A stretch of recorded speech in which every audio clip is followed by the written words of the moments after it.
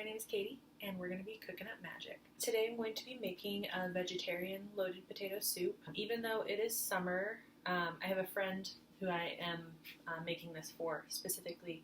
He has been having some health problems, and he doesn't know where they're coming from. He's been losing a lot of weight, has no appetite. It's just not really feeling like himself, is not feeling well. And so I'm making this really hearty soup loaded with very intentional ingredients to hopefully help him feel better and kind of get back on track. So we're going to start. I'm going to tell you about what I have energy-wise to kind of help me get going here. So I have obsidian, which is for protection. And then rose quartz, which is good for like self-love and healing and acceptance. And then fluorite, which is good for like helping see the truth and making the right decisions. So I have those up near my stove. And then I also have some sandalwood incense that I'm going to light. Because it's good also for protection and kind of getting on the right path.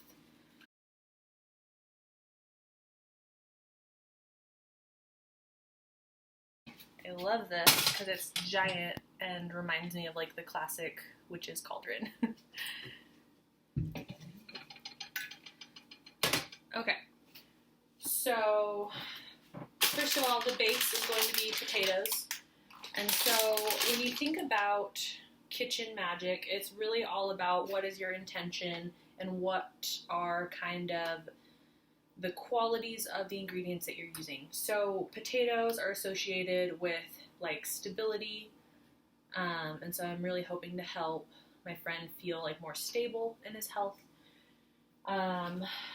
Celery, carrots, I'm going to put some parsley in there, and parsley is also associated with like protection and healing and transformation. And then salt, pepper, cayenne pepper, which is also good for like the healing, restarting, a little bit of rosemary, onion, and then for getting the right like consistency of the soup, I use almond milk because I don't drink cow's milk. And then normally I'm not much of a cheese person, but because this is for my friend, I'm going to be using some shredded cheese. And then I have these Morningstar veggie bacon strips. You can use real bacon if that's something that you eat, or you can leave it out. It doesn't have to have that bacon stuff in it. I just think that it adds a little bit of protein and gives it like a really good texture as far as like a potato soup. First, I'm going to do this little trick with the onion that I have found. So when I cut an onion, I cut off the ends. And then I peel off the skin, like the most outer part that I don't want in my soup. Okay. And then I stick these bits in the freezer just for a moment.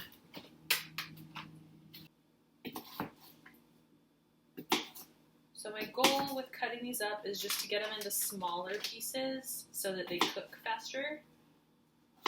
Because I buy small potatoes anyways, but I don't want to sit around all day waiting for them to cook. Okay, I've got the onions out of the freezer, and I'm going to chop these up.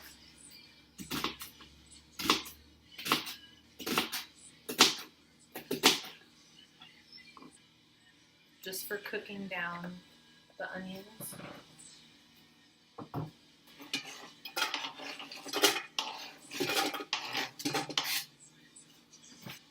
Okay, I'm going to start this on pretty high heat just to get it going, but you need to make sure you don't burn the onions. So I have the onion in there, and then I'm going to put a lot of garlic in there because I think garlic is super good for you. It tastes really good.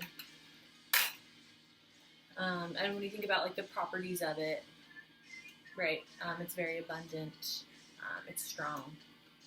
which is what I'm going for. If you have not cooked much with garlic, it burns really easily. So keep an eye on your soup before you put any liquid in it. The onions are starting to get soft and a little bit golden just around the edges, which is perfect. So we're gonna add the celery.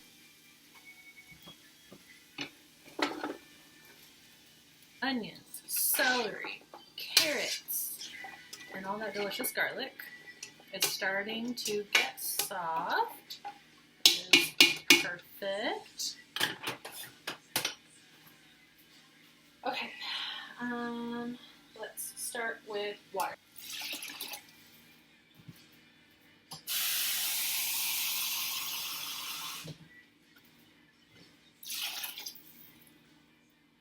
So, in my opinion, not everything needs to be measured. Maybe the first time that you're making something, measure it just so that you know what it should come out like. But I believe that when you're doing kitchen magic, it should be very intuitive. So most of what I do is just what looks right or feels right. So I added some water. I'm going to turn the heat back up to high and get it boiling. So some salt, some pepper,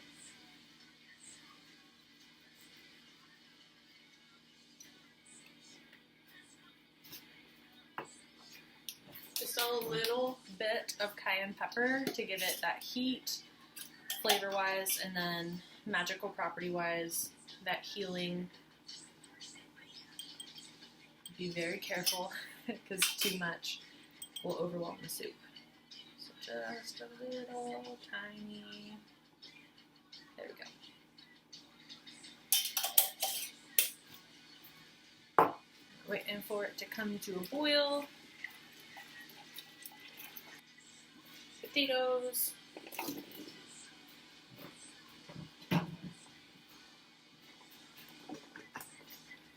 And while that's going, I'm going to start cooking the veggie bacon. If you don't want to use bacon, then don't.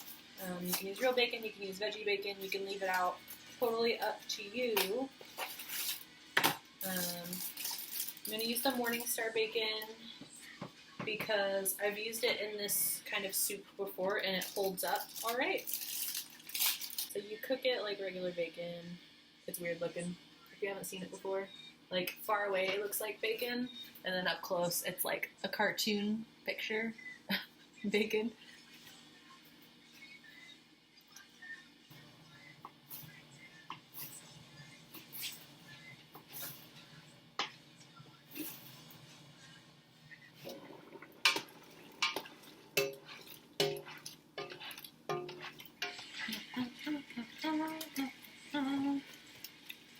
This is like the ultimate bubble toil and trouble moment. I love it. It smells so good. It looks really good.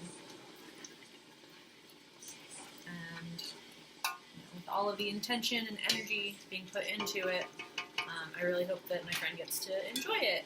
And I hope it makes him feel better.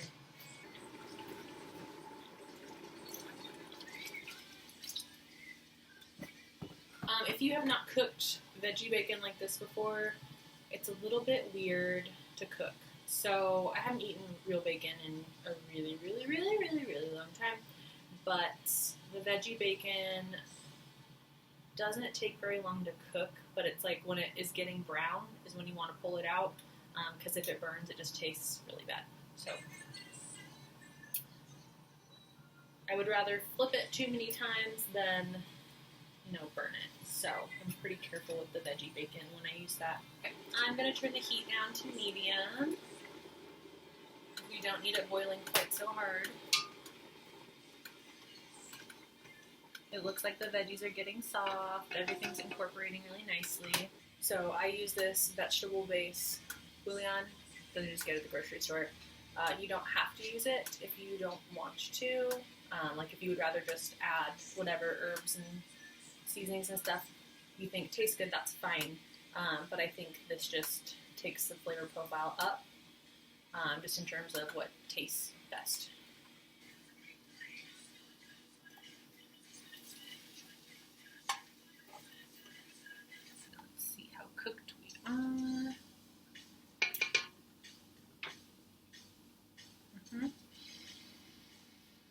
Okay, vegetables are cooked.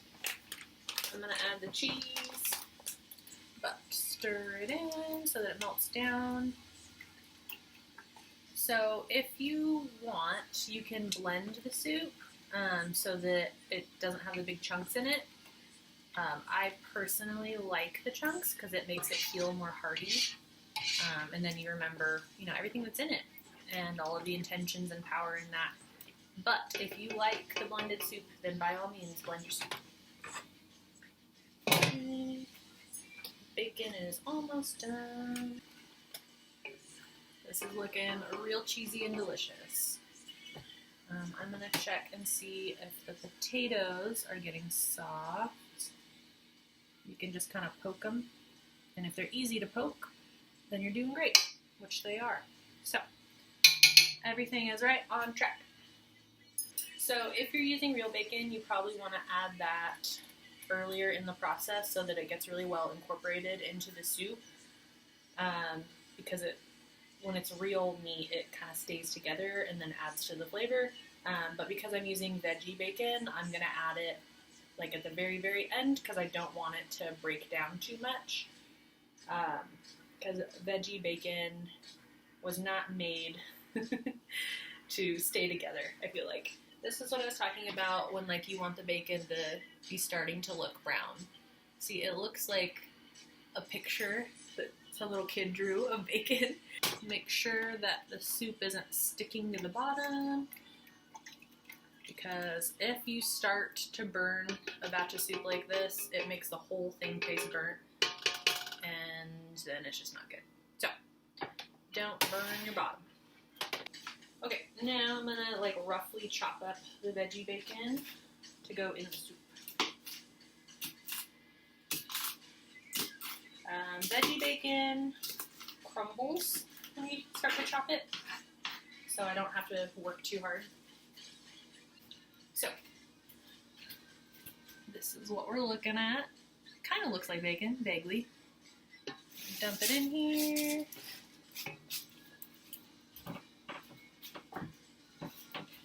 Give it a mix. Looking very thick, very creamy. Let's see how it tastes.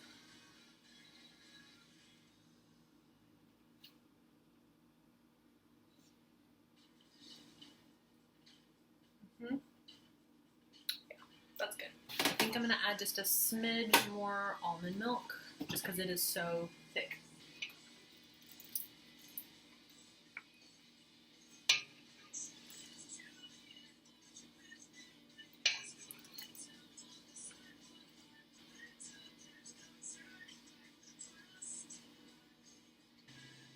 Okay, here we go. Finished product. Ta-da! Looks good. Smells good. And it's gonna taste good.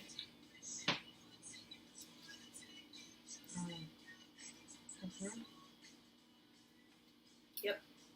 That is absolutely magical.